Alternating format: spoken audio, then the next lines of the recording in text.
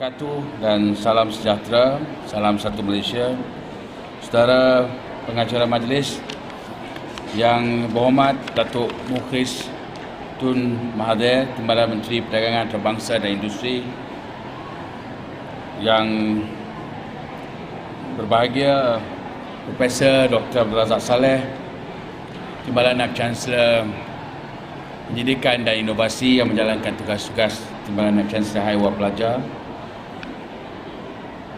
yang berusaha Cik Muhammad Syakri bin Saleh, Pengarah Pejabat Perdagangan Dalam Negeri, Koperasi dan Kepenggunaan Negeri Kedah, ahli-ahli jawatankuasa pengurusan Universiti Utara Malaysia,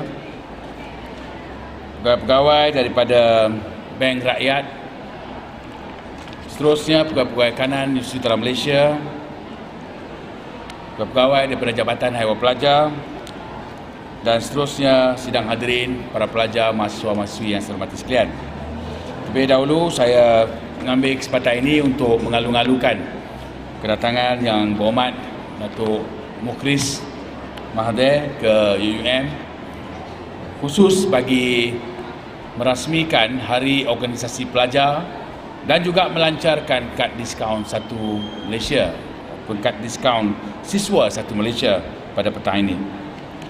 Saya percaya kedatangan yang berhormat Datuk sentiasa ditunggu-tunggu oleh mahasiswa-mahasiswi, kerana tentunya akan ada perkara yang ingin disampaikan oleh yang berhormat Datuk mengenai perkembangan semasa, khususnya di pihak kerajaan, untuk makluman kepada warga kampus yang ada pada petang ini.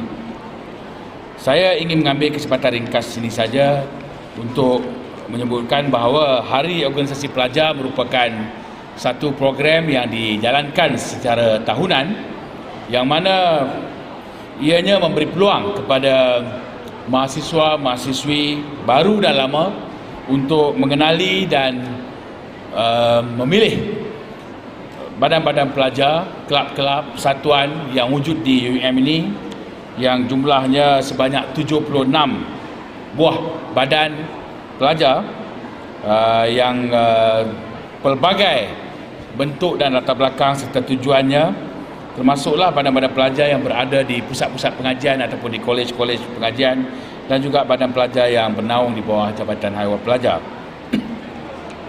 Dan kita sentiasa menggalakkan mahasiswa-mahasiswi UUM untuk menyertai sekurang-kurangnya satu atau dua badan pelajar bagi membolehkan mereka mendapat pendedahan mengenai students life dan juga mengenai aspek pengurusan organisasi. Jika tidak, para pelajar hanya masuk keluar bilik kuliah, bilik tutorial, dan kemudiannya ambil peperiksaan dan tamat pengajian dari kampus tanpa melalui satu cycle kehidupan pelajar, satu pusingan students life yang lengkap.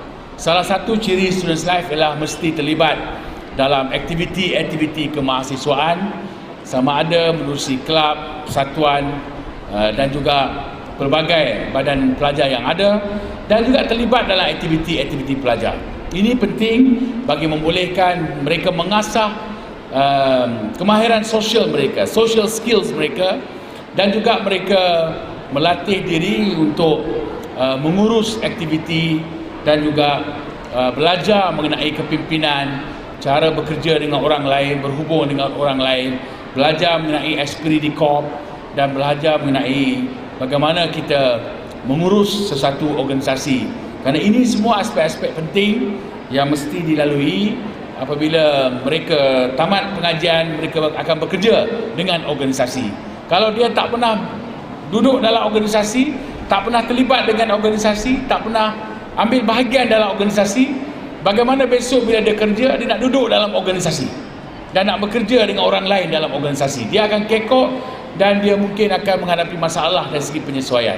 Tapi kalau dia seorang yang aktif, berorganisasi, terlibat dalam kegiatan-kegiatan, aktiviti sosial, pernah hadir majlis makan malam, pernah hadir majlis-majlis rasmi dan sebagainya, maka akhirnya bila dia masuk dalam organisasi di tempat kerjanya nanti, dia tidak kekok dan dia tahu mengenai bagaimana nak membawa diri apa yang harus dia pakai, majlis begini bagaimana pakaiannya, bagaimana protokolnya, bagaimana nak berbicara dengan VVIP, bagaimana untuk berjumpa dan berinteraksi dengan orang yang hadir dalam majlis berkenaan, table manners, ya, protokol dan sebagainya.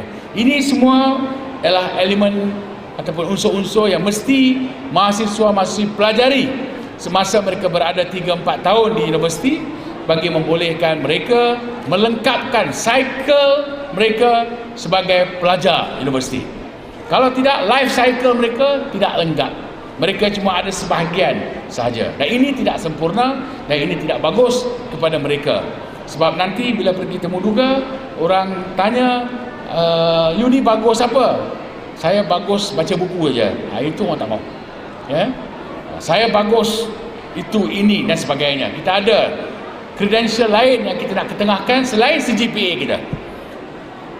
Jadi kita harap mahasiswa-mahasiswa UM faham kenapa UUM dan universiti-universiti lain menubuhkan pelbagai badan pelajar dan mahu pelajar-pelajar terlibat dengan badan-badan pelajar ini. Tujuannya supaya mereka faham selok-belok duduk dan terlibat dalam organisasi, sebab selepas tamat belajar mereka akan masuk dalam organisasi juga. Jadi itulah sebabnya mereka kena mula membiasakan diri. Lebih lagi untuk melatih aspek-aspek kepimpinan. Yang keduanya ialah mengenai kad diskaun siswa satu Malaysia. Yang ini Datuk Mukris insyaAllah akan bercakap lebih panjang. Saya cuma mengambil kesempatan ini untuk mengucapkan syabas dan tahniah kepada pihak kerajaan kerana idea yang cukup kreatif ini melancarkan ataupun mewujudkan kad diskaun siswa satu Malaysia yang pada saya cukup kena pada masanya, timely, very very timely. Apabila kita tahu bahawa sebagai pelajar, mahasiswa-mahasiswi dia tak banyak sumber kewangan, hanya ada beasiswa ataupun pinjaman PTPTN, tetapi mereka perlu banyak mengeluarkan belanja untuk macam-macam tujuan. Cermin mata saja pun sekurang-kurangnya 1 atau 2 kali dia kena tukar semasa belajar kerana power bertambah. Dengan sebab itu, apabila ada kad diskaun satu Malaysia ini, maka pelajar ada peluang untuk mendapat diskaun di pelbagai premis perniagaan yang ada. Jadi ini akan membantu mereka dengan cukup besar sebetulnya, termasuklah travel dan sebagainya. Apabila mereka balik kampung, membeli tiket pesawat dan juga tiket bas dan sebagainya. Jadi saya harap para pelajar mensyukuri peluang yang ada ini, dan ini satu kesempatan yang baik yang sepatutnya setiap pelajar ambil dan manfaatkan. Jadi saya percaya itulah yang saya berhasrat sampaikan dan sebutkan pada petang ini. Selain daripada itu, kita juga berada dalam tempoh pilihan raya pelajar. Jadi saya amat berharap supaya para mahasiswa-mahasiswi semuanya terlibat dalam turun mengundi pada 25 hari bulan ini, beramai-ramai untuk memilih wakil-wakil mereka. Biar peratus mengundi di UUM ini tertinggi dan kalau boleh paling tinggi daripada semua FPTA yang lain, bagi menunjukkan bahawa para mahasiswa-mahasiswi kita ialah mereka yang celik politik dan tahu menggunakan hak mereka untuk memilih wakil-wakil mereka, ya, dan kemudiannya kita kirim wakil yang terbaik untuk memimpin majlis perwakilan pelajar bagi mewakili mereka dalam badan berkenaan yang merupakan badan induk yang akan menghubungkan pelajar dengan pihak universiti. Jadi saya harap para mahasiswa dapat memanfaatkan peluang ini untuk mereka memilih wakil-wakil yang terbaik untuk diangkat mewakili mereka dalam badan pelajar yang terbesar, yang terutama, iaitu Majlis Perwakilan Pelajar Universiti Utara Malaysia. Sekian, wassalamualaikum warahmatullahi wabarakatuh. Terima kasih.